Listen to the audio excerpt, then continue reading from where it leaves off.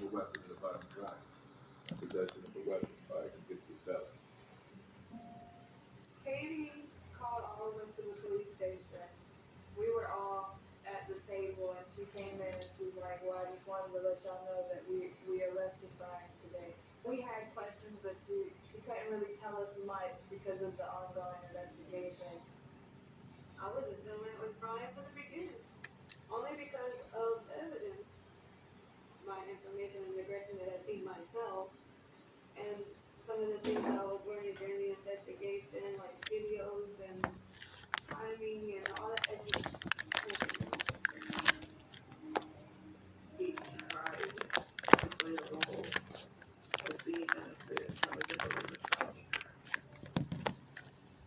And that's why we have Katie to walk through and find out all that. the first thing that came to my mind was, how could it be someone that she laid in the bed next to? Why couldn't he just send her home? As scary it is to know that it could sleep right next to you.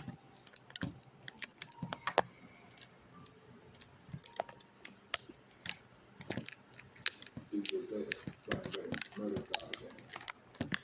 The trial started August 16th of 2022 in the Jasper County Courthouse. It has one courtroom on the second floor. That's where we have all of our general sessions, our state court crime trials in Jasper County. It was definitely emotional. We were told we had to be as quiet as a mouse.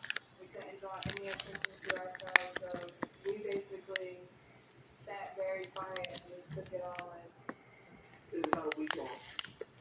Hunter presented her case first. We went through all the witnesses, her friends and family.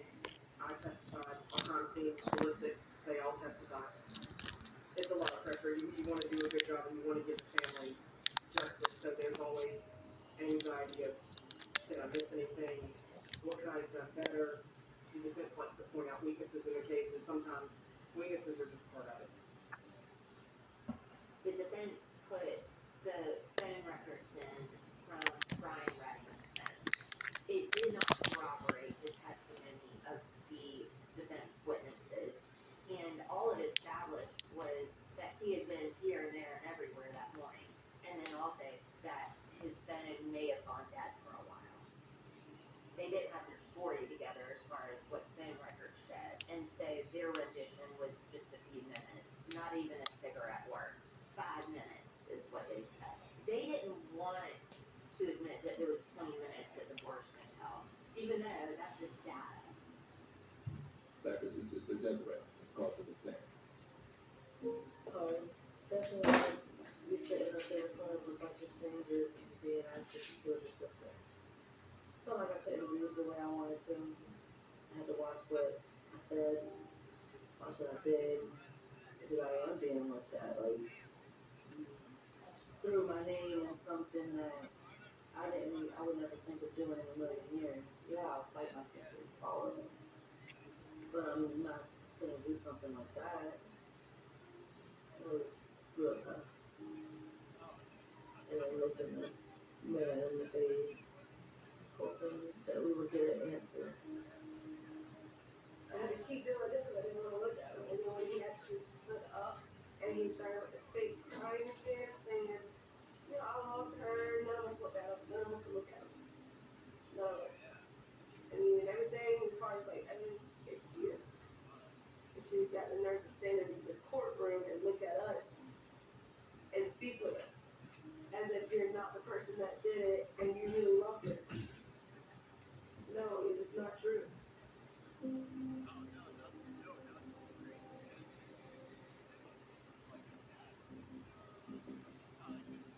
Brian had to stick to somewhat of a script because he had already given a statement.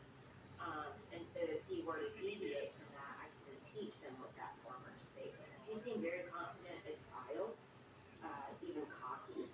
He did not appear concerned. He was certainly not remorseful. He thought he had pulled the wool over everyone's eyes with his false alibi and his excuses and stories about where he was that day. He presented himself as Cypress Chris's savior. You know, that he was just helping her. He wanted to make sure she stayed on her A game, is what he testified to. I mean, by keeping her locked up in a hotel room with no money and, you know, doing nothing at all, I don't know how that's her A game. The jury is then sent off to deliberate on whether there is enough evidence to convict Brian Redden of murdering Savage Mendez. It's nerve-wracking. You never know what they're thinking. It really can go any number of ways. Sarah Benzino, Brandon Cole, Devontae Talwani, Steve. What's she called her? Oh, you mean Devontae out of see? He actually said the twins' name. Yeah, those ADS things, it's so expensive. Oasis Breeze, Tammy, and Scott. Or we can look at some investment options. Well, sure, the right money moves hard as a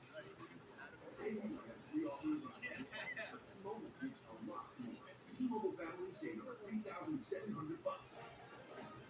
Compared to the other big guys in the past 5 years, our experience plans include amazing benefits like Netflix, free dash pass by DoorDash, and a bunch more. Oh yeah, and a 5-year price guarantee. So you keep saving. Save on a big scale. Switch to T-Mobile and even pay off your old phone up to $800. The Super Mario Galaxy movie, only in theaters. Maybe that's why things are getting collected with your lucky charms. Look, Mom, no school. Through both. And through Surrey with Super. Whoa. Doesn't know Brownie anymore. All the theaters. See this galaxy for a limited time only.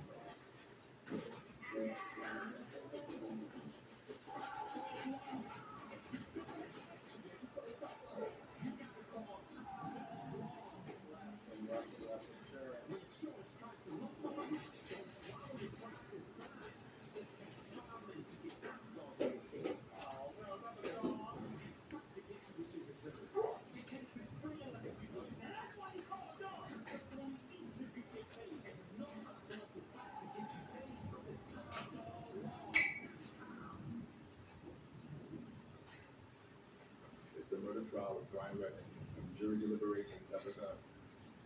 It's nerve-wracking. You never know when a jury's gonna come back. You never know what they're thinking. They can look at you and smile and come back with a verdict you were not expecting. They can look angry the whole time and give you the verdict you are expecting. It really can go any number of ways. You can do your best to prepare for everything, but you never know what's going to happen in trial. But it's not even an hour before the jury has reached the verdict. I looked at my watch. It was about 30 minutes. It was very fast. So, well, it's either going to go one of two ways. Either they're absolutely certain of his guilt or they're absolutely certain of his innocence. We took a deep breath and went upstairs to the courtroom and sat down and waited for the judge to come in. The judge asked if they had reached the verdict and they indicated that they had. That's a 50-50 chance. You never know who believes what. So it was very nerve-wracking. Waiting on an answer. The verdict sheet was given to the clerk of court and he was found guilty of murder and possession of a weapon. He was sentenced to 48 years. Between the conviction and the sentence, he's going to spend, if not the rest of his life in prison, pretty darn close to it. Prison is not an easy place to be, especially as you get older. And so I definitely believe that the jury got it right and the judge issued a very fair sentence in this case. It was definitely a relief. It was like, yes, they finally got him, you know, but at the same time, it's still like, we're still here with my sister, you know, like, it's still a sad event. Even though they got him, yeah, it still doesn't feel like justice is justice. I mean, how could it be? She's gone. We'll never see her again, but he still gets taught his mom and his kids and his family, and he's still alive. He's still breathing. I just don't understand why he did it. Or what happened. Like, you know you did it, just tell us why. We deserve that. See, took a 16-year-old's life from me. Hasn't even got to live life yet.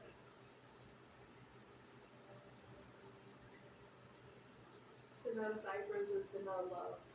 She's a very loving person, and she loves everybody. I don't think there's one person out there that I can say that she didn't have a problem with.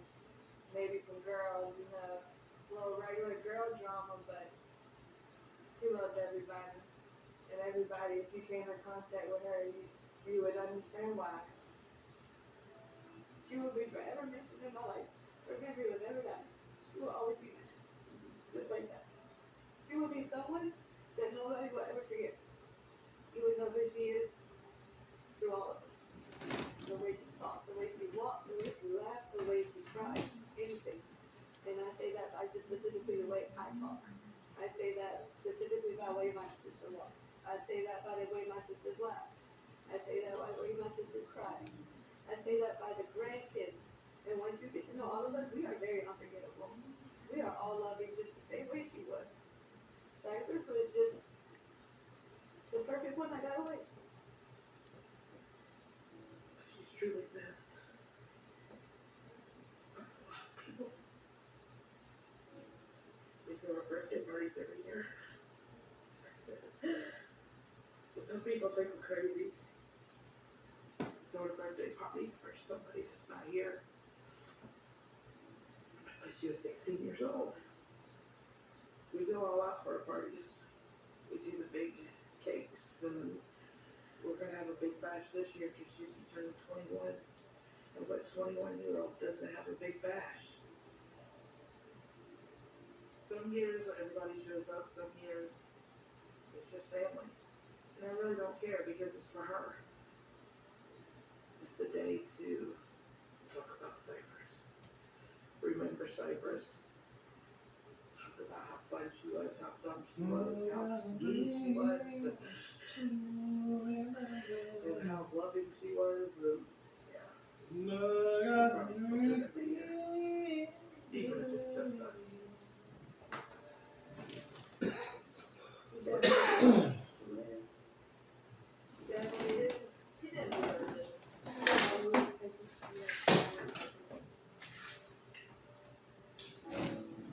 And I am dreaming to remember. I am dreaming.